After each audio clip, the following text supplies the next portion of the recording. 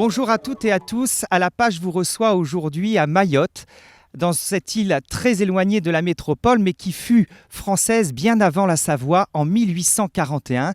Et je suis accompagné d'un des auteurs les plus remarquables de l'île, les plus populaires, Nassur Atoumani. Bonjour. Bonjour à la page. Bonjour à la page, bonjour aussi à l'Alsace. On est vraiment très heureux de vous recevoir aujourd'hui. Alors on va parler de votre BD qui est en fait tirée d'une pièce de théâtre et qui s'appelle, le titre est d'ailleurs très drôle, Le turban et la capote. Alors je sais, vous allez le voir à l'écran là comme ça, le turban et la capote. Alors il est évidemment disponible en métropole, hein, très facile de se le procurer dans une librairie. Et dans cette BD, vous traitez des sujets comme la position de la femme ici à Mayotte. Vous allez traiter de la contraception. Quand vous avez sorti cette BD, vous n'avez pas eu peur finalement d'avoir eu toute la population contre vous? Alors, j'ai d'abord écrit la pièce de théâtre. Je l'ai jouée avec ma troupe qui s'appelait Kakamba. Et bien sûr, ça a fait le buzz, un bouquin énorme, et ça ne m'a pas fait que des amis, mais ça, bon, quand on est un écrivain engagé, on se soucie peu des qu'en dira-t-on.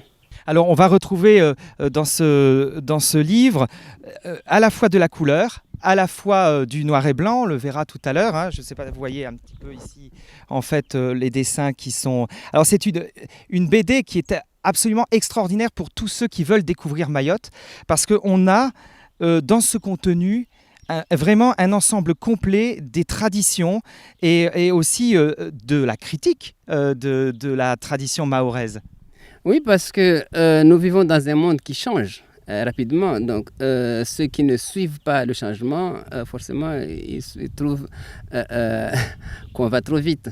Parce qu'il y a les traditionnalistes qui n'aimeraient pas donc qu'on change, mais quand à l'école on vous parle du sida, par exemple, et qu'on vous dit qu'il faut se protéger donc, contre le sida, c'est uniquement par les préservatifs, mais qu'à l'école coranique, donc à la maison, on vous dit que les filles doivent rester vierges jusqu'au mariage. Là, c'est deux mondes qui se clashent automatiquement. Qu'est-ce qui vous a amené à traiter de tous ces sujets si divers et en même temps si chauds dans la société mahoraise? Déjà, à l'époque, il n'y a pas beaucoup de Mahorais qui écrivaient.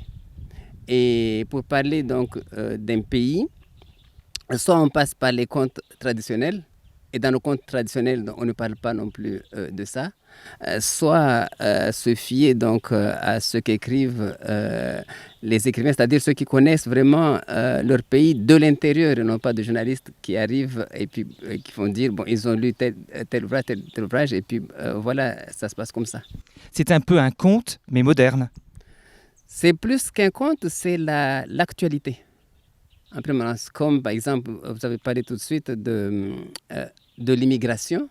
Et moi, j'ai cette immigration, donc j'ai parlé de l'immigration aussi bien dans Interview des Maccabées, dans Autopsie des Maccabées, dans plusieurs livres, dont notamment par exemple ce livre-là qui s'appelle Requiem pour un nègre.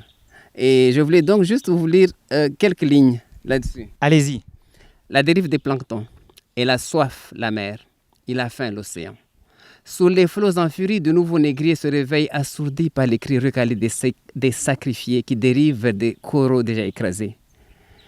Sous nos cieux scarifiés, des courants marins jouent à la roulette russe. À 100 lieues des fabricants de deuil, la dérive des planctons se mondialise. Et il se drogue la mer, il se gave l'océan. Là, j'ai coupé un peu, mais je vous ai donné donc le début et la fin.